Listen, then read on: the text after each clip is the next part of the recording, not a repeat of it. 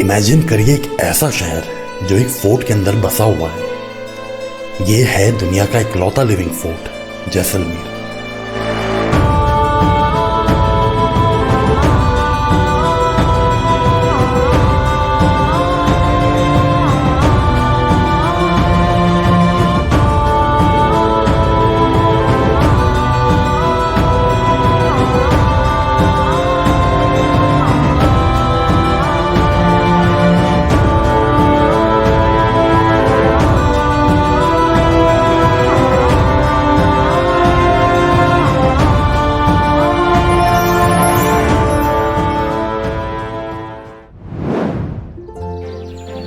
राजस्थान के दिल में बसा हुआ ये शहर रेगिस्तान के बीचों बीच सोने की तरह चमकता है। इसीलिए इसे कहते हैं the golden city of India, क्योंकि यहाँ का हर मकान, किला और गलियां सबके सब पीले पत्थर से बने हुए हैं। जैसलमेर का पुराना नाम राव जैसल एक राजपूत रूलर के नाम पर पड़ा है, जिन्होंने इस शहर की स्थापना 1156 एडी में की थी। ये शहर था डेजर्ट के दिल में बसा हुआ है और कभी सिल्क रूट के इंपॉर्टेंट ट्रेड सेंटर के रूप में जाना जाता था।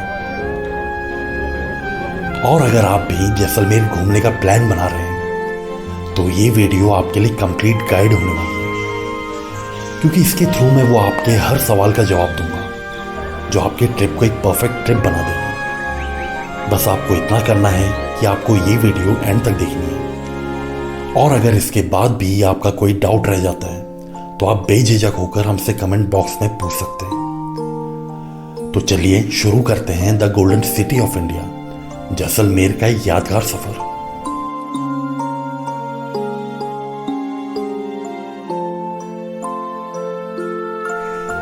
जैसलमेर घूमने के लिए बेस्ट टाइम होता है मिड अक्टूबर से मिड मार्च तक, क्योंकि इस दौरान यहाँ का मौसम घूमने के हिसाब से काफी बेहतर होता है।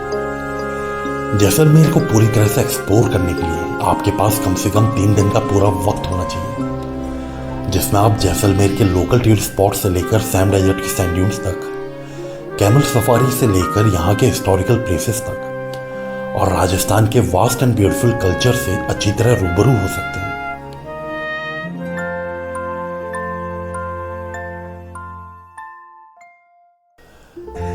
जैसलमेर तक बाय एयर, बाय रोड और बाय ट्रेन तीनों ही तरीकों से पहुंचा जा सकता है। जैसलमेर रेलवे स्टेशन भारत के सभी बड़े शहरों से वेल कनेक्टेड है। दिल्ली, मुंबई, बेंगलोर, कलकत्ता, हर बड़े शहर से आपको जैसलमेर तक डायरेक्ट ट्रेन के ऑप्शन मिल जाते हैं। और अगर आप बाय रोड ट्रैवल करना चाहते हैं तो दिल्ली, जयपुर, जोधपुर या फिर अजमेर से भी आपको जैसलमेर के लिए डायरेक्ट बस के ऑप्शन मिल जाते हैं। और आप चाहें तो खुद ड्राइव करके भी यहाँ तक पहुँच सकते हैं, क्योंकि यहाँ के रोड्स की कंडीशन काफी बेहतर है। और अगर आप बाय एयर ट्रेवल करना चाहते हैं तो जैसलमेर का खुद का भी एक एयरपोर्ट है, जहां तक काफी कम फ्लाइट होने की वजह से जोधपुर एयरपोर्ट ही आपके लिए बेस्ट ऑप्शन रहता है। जोधपुर एयरपोर्ट से जैसलमेर की दूरी लगभग 280 किलोमीटर है। चलिए अब बात करते हैं कि आपको जैसलमेर में बेस्ट स्टे ऑप्शन कहाँ मिलते हैं। अगर आप एक रॉयल फीलिंग लेना चाहते हैं तो जैसलमेर फोर्ट के अंदर भी आप होटल या फिर गेस्ट हाउस ले सकते हैं। यहाँ एट प्रेजेंट 90 से भी ज़्यादा होटल्स या फिर लॉजेस अवेलेबल हैं, जहाँ आपको 1000 से 2000 के बीच में एक डिसेंट कंफर्टेबल होटल स्टे मिल जाता है। और आप चाहें तो फोर्ट के चारों तरफ बने होटल्स और होम स्टेज में भी स्टे कर सकते हैं। अगर आप एक सोलो ट्रैवलर हैं तो यहाँ पे आपको हॉस्टल्स की फैसिलिटीज भी मिल जाती हैं, और यहाँ से आपको फोर्ट का एक खूबसूरत व्यू भी देखने को मिलता है। जैसलमेर के लोकल टूरिस्ट स्पॉट घूमने के लिए बेस्ट ऑप्शन है कि आप एक स्कूटी रेंट पर ले लें, जो आपको 400 रुपये पर डे के हिसाब से मिल जाती है। इसके लिए बस आपके पास एक वैलिड ड्राइविंग लाइसेंस और आधार कार्ड होना चाहिए, और फिर आप बड़े आराम से सभी लोकल टूरिस्ट स्पॉट घूम सकते हैं।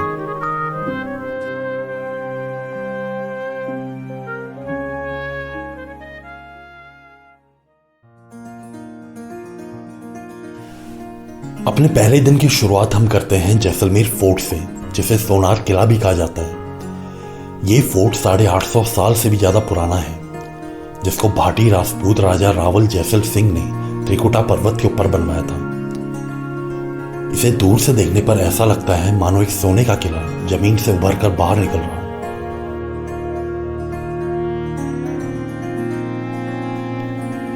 ये दुनिया का इकलौता लिविंग फोर्ट है, क्योंकि यहाँ आज भी 450 परिवार और 3000 से भी ज्यादा लोग रहते हैं। जैसलमेर फोर्ट के अंदर घूमने का एक अपना अलग ही मजा है। यहाँ की गलियां आपको सीधा इतिहास में लेकर चली जाती हैं, जहाँ आपको राजा रानी का महल के साथ साथ कुछ प्राचीन मंदिर भी देखने को मिलते हैं। यहाँ की गलियों में आपको लोकल आर्टिफैक्ट, हैंडीक्राफ्ट्स की दुकानों से लेकर ओपन रूफ कैफेज और रेस्टोरेंट भी मिल जाते हैं। फोर्ट के बीचों बीच बना हुआ है राजा रानी का महल, जिसकी एंट्री फीस है 200 रुपए पर पर्सन। फोर्ट से आपको शहर का एक खूबसूरत पैनोरामिक व्यू भी देखने को मिल जाता है।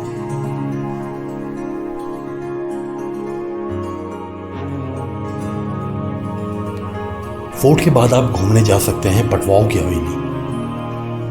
पटवाओं की हवेली जैसलमेर का एक ऐसा मास्टरपीस है जो पूरे राजस्थान की शान और कला को दिखाता है। और इन सभी हवेलियों में सबसे खूबसूरत और वेल प्रिजर्व्ड है कोठारी पटवा की हवेली, जिसे 1805 में गुमान चंद पटवा जी ने, जो एक राजस्थान के काफी बड़े व्यापारी थे, उन्होंने बनवाया था। इस 5 मंजिला झरोकेदार हवेली को पूरी तरह से बनने में 50 साल का वक्त लग गया था। हवेली में एंट्री फीस 150 रुपए पर पर्सन है।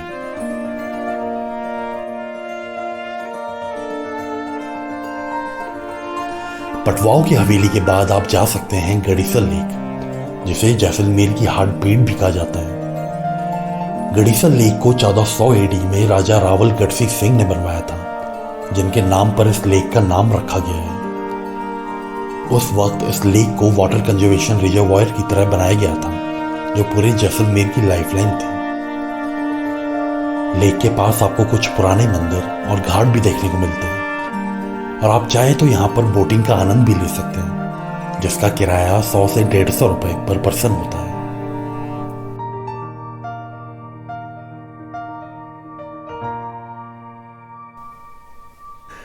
गड़ीसर लेक घूमने के बाद आप जा सकते हैं व्यास छतरी। इस जगह को महाभारत के रचयिता महर्षि वेदव्यास जी के स्मरण के तौर पर बनाया गया है। ऐसा माना जाता है कि वेदव्यास जी ने अपनी अंतिम साधना यहीं पर करी थी।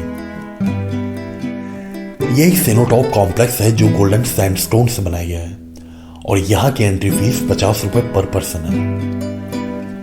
यहाँ पर कई सारी अम्ब्रेला शेप्ड छतरियां बनी हुई हैं, जो जैसलमेर के भाटी राजपूत रूलर्स के समाधि स्थल है। ये जगह फोटोग्राफर्स के लिए एक पैराडाइज है, क्योंकि सनसेट के समय ये जगह और भी खूबसूरत हो जाती है। इसके बाद आप जा सकते हैं मंदिर पैलेस, जिसे राजवाड़ों की रौनक भी कहा जाता है, और ये रॉयल फैमिली का करंट रेजिडेंस भी है। मंदिर पैलेस को लेट 19th सेंचुरी में महारावल जौहर सिंह जी ने बनवाया था। पैलेस के एक हिस्से को म्यूजियम और होटल में तब्दील कर दिया गया है, और दूसरे हिस्से में महारावल चैतन्य राज सिंह अपनी फैमिली के साथ रहते हैं।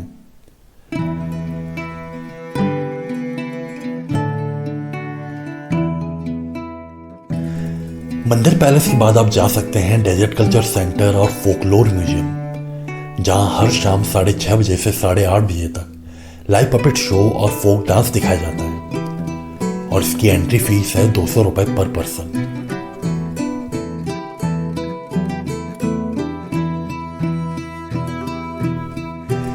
जैसलमेर की जो सबसे फेमस चीज है वो है यहाँ का ब्यूटीफुल सनसेट, जिसे आप सोनार फोर्ट, गड़ीसर लेक या फिर व्यास छतरी से भी देख सकते हैं। पर एक और जगह ऐसी है जहां से आप इस सनसेट को देख सकते हैं, वो है सूरी डूंगर।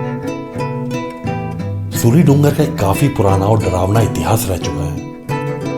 पुराने वक्त में इस जगह पर अपराधियों को फांसी की सजा दी जाती थी, पर अब यहाँ माता दुर्गा का एक प्राचीन मंदिर है, और हर शाम फॉनर्स और टूरिस्ट का ग्रुप यहाँ सनसेट देखने के लिए उभर पड़ता है।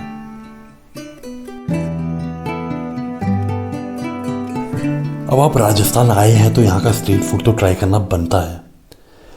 सोनार किले के पास और उसके अंदर ऐसे कई सारे रेस्टोरेंट, कैफे और स्ट्रीट फूड वेंडर हैं, जहां आप राजस्थान का तीखा और चटपटी क्यूजीन ट्राई कर सकते हैं, जिनमें दाल पकवान, कचौड़ी और दाल बाटी सबसे फेमस आइटम है।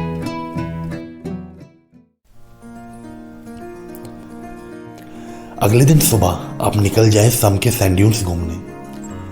ये जगह जैसलमेर से 40 किलोमीटर और इंडो पाक बॉर्डर से 150 किलोमीटर दूर है और यहाँ तक आपको हनुमान चौक से टैक्सी, शेयरिंग जीप या फिर बस भी मिल जाती है। यहाँ आकर आपको रेगिस्तान की असली फीलिंग मिलती है। जहाँ तक भी आप अपनी नज़र दौड़ाएंगे बस आपको सुनहरा रेगिस्तान ही दिखाई देगा।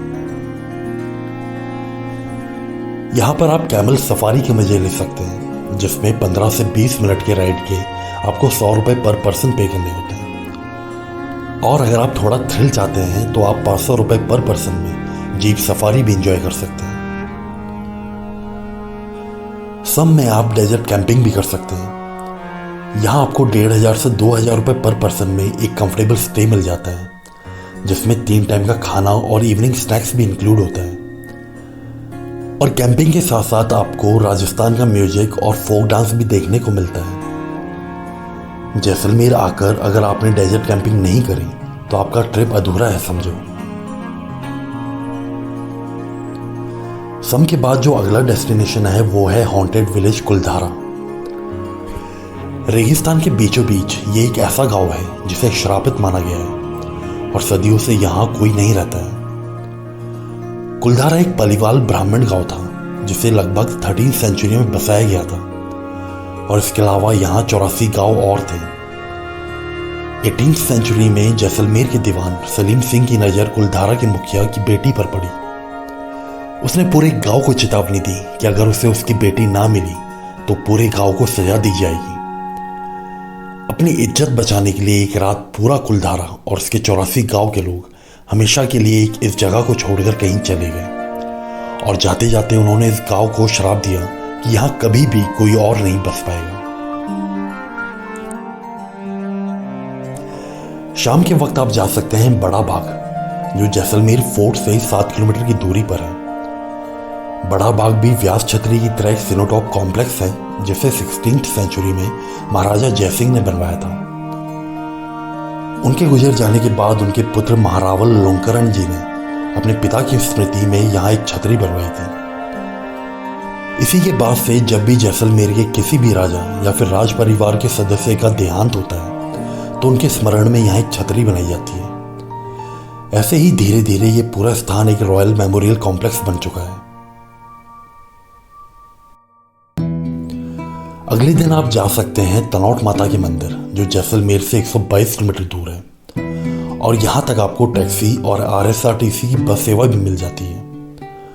और वहीं से 52 किलोमीटर और आगे है लोंगेवाला वॉर मेमोरियल, जहाँ पर 1971 की इंडो पाक वॉर हुई थी।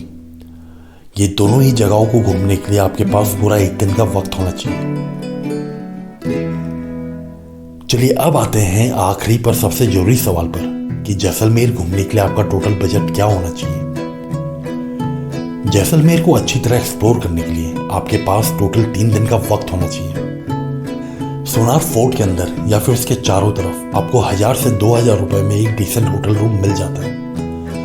और अगर आप एक सोलो ट्रैवलर हैं तो यहाँ आपको कई सारे हॉस्टल भी मिल जाते हैं, जहाँ 300 से 400 रुपए में आपको बंक बेड मिल जाता है। अगर आप 2 दिन के लिए स्कूटी रेंट पर लेते हैं तो आपको टोटल 800 रुपए पे करने होते हैं। इसके अलावा आप 500 रुपए तक अपने पेट्रोल पर खर्चा कर सकते हैं। खाने पर आपका पर डे 500 से 600 रुपए तक खर्चा हो जाता है। जैसलमेर से तनौट माता मंदिर और लोंगेवाला जाने के लिए आपको बस का किराया 200 रुपए पर पर्सन पड़ता है। और अगर आप एक नाइट डेजर्ट कैंपिंग करते हैं तो वो भी आपको 1500 से 2000 रुपए तक पड़ जाता है। कैमल सफारी और जीप सफारी पर आपका 600 रुपए तक खर्चा हो जाता है। तो अगर हम इन सभी खर्चों को जोड़ें तो आपका जैसलमेर घूमने के लिए टोटल बजट होना चाहिए 5000 से 6000 रुपए पर पर्सन। तो दोस्तों, ये था हमारा गोल्डन सिटी जैसलमेर का एक यादगार सफर। हम उम्मीद करते हैं कि आपको हमारी ये वीडियो पसंद आई होगी। ऐसी और इन्फॉर्मेटिव ट्रैवलिंग वीडियोस के लिए हमारे चैनल को सब्सक्राइब करना ना भूलें। तो फिलहाल के लिए हम आपसे इजाजत लेते हैं और जल्द मिलते हैं हमारे नेक्स्ट ब्लॉग पर। तब तक के लिए आप अपना, अपने परिवार और पर्यावरण का ख्याल रखें। धन्यवाद।